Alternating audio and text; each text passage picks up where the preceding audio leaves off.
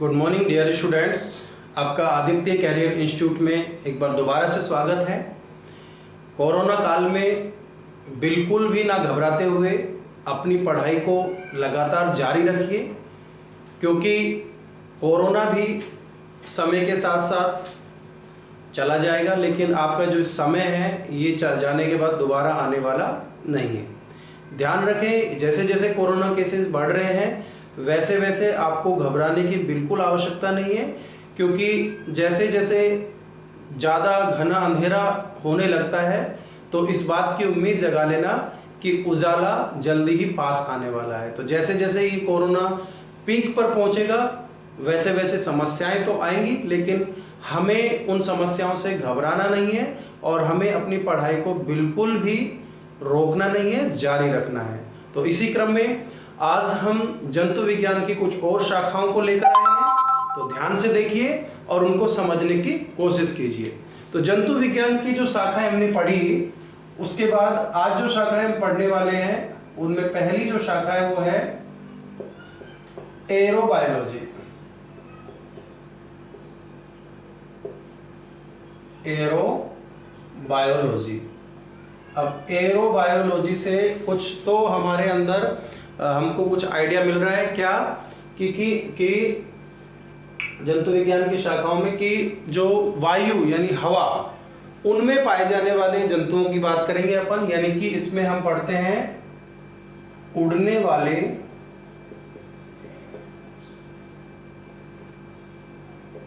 जंतुओं का अध्ययन। तो हम पढ़ रहे हैं जंतु विज्ञान की शाखाएं, और उसमें पहला जो आज हमारी शाखा हम पढ़ रहे हैं एरोबायोलॉजी, यानी जीव विज्ञान या जंतु विज्ञान की वह शाखा जिसमें उड़ने वाले जंतुओं का अध्ययन करते हैं। यानी कि कुल मिलाकर हम मुख्य रूप से पक्षियों का, कीटों का जो उड़ सकते हैं उनका अध्ययन करते हैं, तो उनको क्या बोलते हैं? एरोबायोलॉजी। ठीक है। इसी प्रकार अगला है बायोकेमिस्ट्री।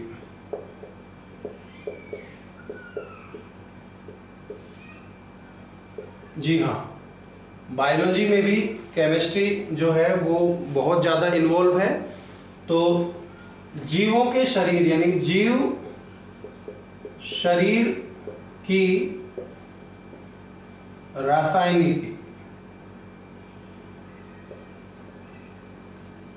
यानी हमारे शरीर में जो रसायन होते हैं, जो रासायनिक क्रियाएं होती हैं, उनके बारे में हम अध्ययन करते हैं किसमें? बायोकेमिस्ट्री में। जैसे एक उदाहरण के रूप में लें कि श्वसन की क्रिया के दौरान बहुत सारी केमिकल रिएक्शन शरीर में होती है, जिसमें हम पढ़ते हैं ग्लाइकोलाइसिस, जिसमें हम देख रहे हैं ग्लूकोज से पायरुविक अम्ल बनता है। आगे क्रेब्स साइकिल, जिसमें पायरुविक अम्ल से हम देखते हैं किस प्रकार से एनर्जी रिलीज होती है, ऊर्जा मुक्त होती है। तो ये सारी क्रियाएं, जो रासायनिक क्रियाएं जीवों के शरीर में होती है, उन क्रियाओं को हम बोल रहे हैं जीव की रासायनिकी, जिसमें भोजन का पाचन भी सम्मिलित है। पाचन पर किस प्रकार से एंजाइम क्रिया करते हैं और कैसे रासायनिक क्रिया को संपन्न कराते हैं, तो इन चीजों का अध्ययन हम किसमें करते हैं?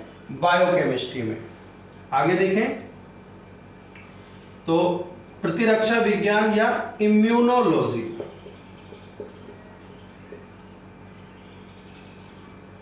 तो जंतु विज्ञान की वो शाखा जिसमें हम प्रतिरक्षा का अध्ययन करते हैं। प्रतिरक्षा का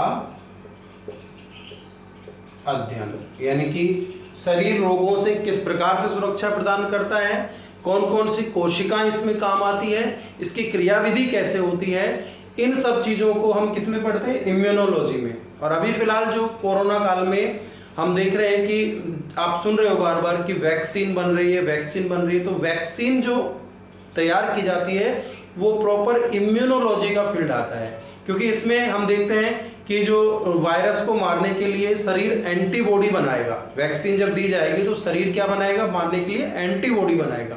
तो एंटीबॉडी को बनाने वाली जो कोशिकाएं हैं, बी कोशिकाएं, और जो वायरस को मारने वाली दूसरी कोशिकाएं हैं जैसे टी कोशिकाएं, तो इन सब चीज़ों की जो सम्मिलित प्रक्रिया है वो किस में पढ़ी जाती है? इम्यूनोलॉजी। तो किसका क्षेत्र हो गया ये? वैक्सीन वाला क्षेत्र। इम्यूनोलॉजी का क्षेत्र हो गया। ठीक है, तो इसी तरह से हम और भी बहुत सारी शाखाओं के बारे में पढ़ रहे हैं। तो अभी अपन ने पढ़ा इम्यूनोलॉजी, इम्यूनोलॉजी के बाद है एंजाइमोलॉजी।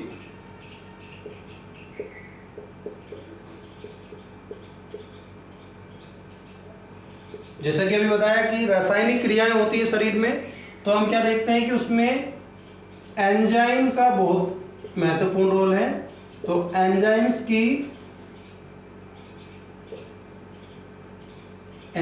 की संरचना, क्रियाविधि, संरचना व क्रियाविधि का अध्ययन, यानी शरीर में जो एंजाइम्स है वो किस प्रकार कार्य करते हैं, उनकी संरचना कैसे होती है। जैसे माल्टोज को तोड़ने वाले एंजाइम है या ग्लूकोज को तोड़ने वाले एंजाइम है, बहुत सारे एंजाइम होते हैं, एमाइलेज है, लाइपेज है, ट्रिप्सिन है, पेप्सिन है, ये सारे एंजाइम हैं। और इनकी क्रियाविधि कैसे काम करते हैं, कैसे इनकी संरचना होती है, इन सब का अध्ययन अपन करने के लिए जंतु विज्ञान की एक अलग शाखा हमने बनाई है, जिसको हम क्या बोल रहे हैं, एंजाइमोलॉजी बोल रहे हैं। ठीक है, इसी तरह से अपन देखते हैं एक शाखा होती है हर्पेटोलॉजी।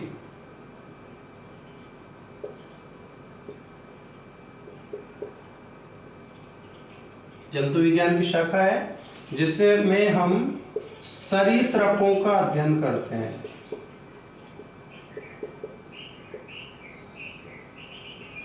किसका अध्ययन करते हैं, सरीसृपों का। तो सरीसृपों यानी जो रेंगकर चलने वाले प्राणी हैं, उनके अध्ययन के लिए जंतु विज्ञान की कौन सी शाखा हम पढ़ते हैं, हर्पेटोलॉजी। हर्पेटोलॉजी में किसका अध्ययन करते हैं, रेंगकर चलने वाले प्राणियों का अध्ययन, यानी वो प्राणी जो रेंगकर चलते हैं उनके अध्ययन को अपन क्या बोल रहे हैं, हर्पेटोलॉजी। ठीक है, इसी प्रकार होता है एंटोमोलॉजी। एंटोमोलॉजी, इसमें हम कीटों का अध्ययन करते हैं, यानी जंतु विज्ञान की वो शाखा जिसके अंतर्गत कीटों का अध्ययन किया जाता है उसको क्या बोलते हैं, एंटोमोलॉजी। ठीक है, ऐसे ही प्रोटोजोआ का अध्ययन करने वाली शाखा कौन सी हो गई, प्रोटोजोआलॉजी।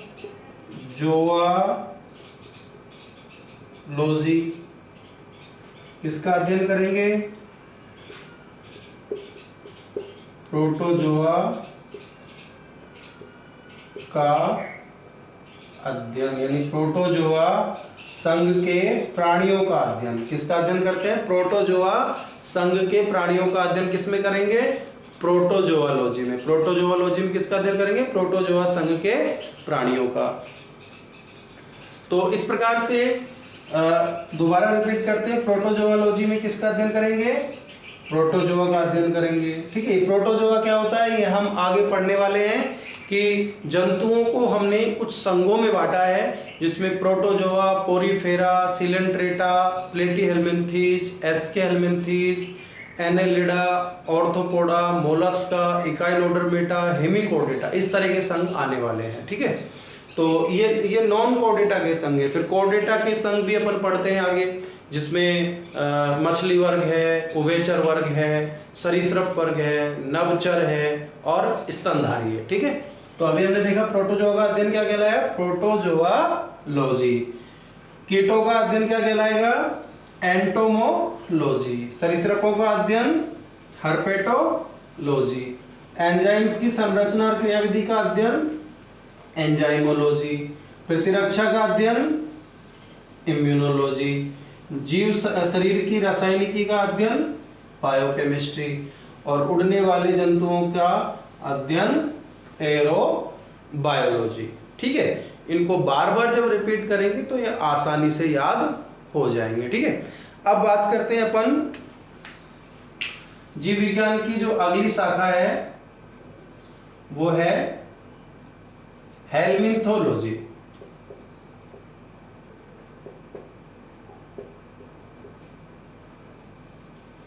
हेल्मिन्थोलॉजी का मतलब होता है हेल्मिन्थीज, और हेल्मिन्थीज बोलते हैं कृमि यानी कीड़े। तो कृमियों का अध्ययन।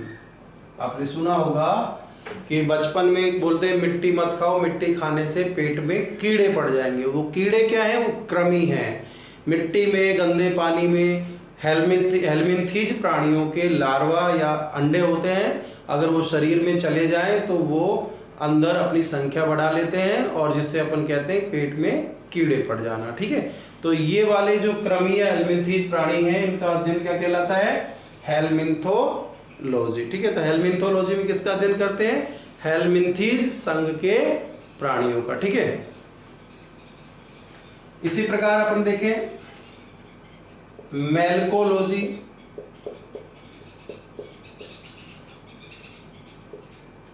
मेलकोलॉजी में किसका अध्ययन करेंगे? मोलस्का संघ के प्राणियों का अध्ययन। यानी मोलस्का जो संघ है उसके जो प्राणी हैं वो अपने चारों तरफ कैल्शियम कार्बोनेट का एक कवच बना लेते हैं। तो उन प्राणियों का प्लस उनके चारों तरफ जो कवच पाया जाता है उस कवच के अध्ययन को क्या बोल रहे हैं अपन? मेलकोलॉजी बोल रहे। तो मेलकोलॉजी में किसका अध्ययन कर रहे हैं अपन? मोलस्का संघ के प्राणियों का अध्ययन। इसी प्रकार देखें न्यूरोलॉजी।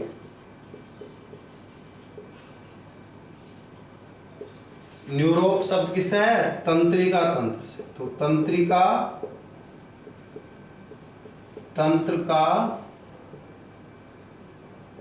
अध्ययन क्या कहलाएगा? न्यूरोलॉजी। तो न्यूरोलॉजी मतलब तंत्रिका तंत्र का अध्ययन। इसी प्रकार से ऑस्टियोलॉजी।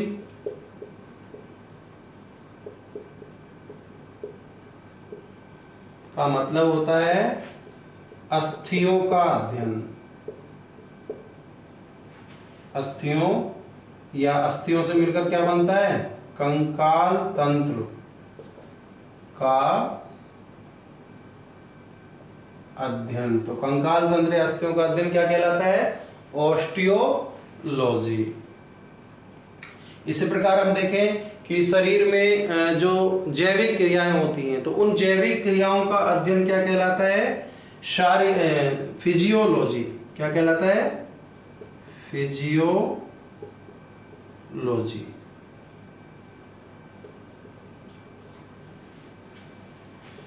फिजियोलॉजी में शारीरिक अंगों की क्रियाविधि या जैविक क्रियाओं का अध्ययन। ठीक है, जैसे शरीर के अंग कैसे काम करते हैं, किडनी कैसे काम करती है, पाचन कैसे होता है भोजन का, ठीक है, श्वसन की क्रिया कैसे होती है। तो इस तरह की जैविक क्रियाओं का अध्ययन और उनसे संबंधित अंगों का अध्ययन किसमें पढ़ते हैं अपन? फिजियोलॉजी में। तो फिजियोलॉजी में हम क्या कर रहे हैं? एक तरह से शारीरिक अंगों का की क्रियाविधि का और जैविक क्रियाओं का अध्ययन कर रहे हैं। ठीक है, इसी प्रकार से जैसे एनिमल पैथोलॉजी, इससे पहले हमने पढ़ा था प्लांट पैथोलॉजी। तो एनिमल पैथोलॉजी किसको बोलेंगे भाई? एनिमल पैथोलॉजी हम बोलेंगे कि जंतु रोगों का अध्ययन, यानी जंतुओं में होने वाले रोग जैसे मलेरिया है, टाइफाइड है, ठीक है, इन रोगों का अध्ययन किसमें पढ़ेंगे हम? एनिमल पैथोलॉजी में। रोग का कारण, रोग का संचरण, रोग के लक्षण, रोग के उपचार, इन सबको हम पैथोलॉजी में पढ़ते हैं। तो पैथोलॉजी में जंतु रोगों का अध्ययन किसमें करेंगे?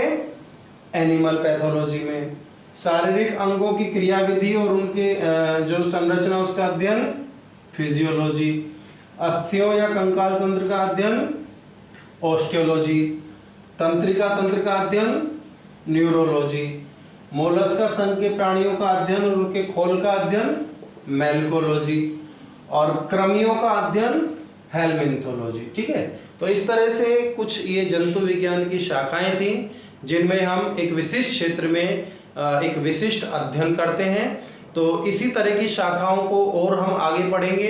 तो इन शाखाओं को अच्छी तरह से नोटबुक में उतारें और बार बार इनको रिपीट करें, क्योंकि बार बार पढ़ने से, मन लगा के पढ़ने से सब कुछ याद होता है। ठीक है, और मैं फिर आपको विश्वास दिलाता हूँ कि इस इंस्टीट्यूट आदित्य कैरियर इंस्टीट्यूट के साथ जुड़कर आपने बहुत अच्छा फैसला लिया है और ये डिसीज़न जो है आपको आगे बहुत ज़्यादा सफल बनाने वाला है। अपनी पढ़ाई को घर में ही सुरक्षित रहते हुए जारी रखिए। Be safe, stay home.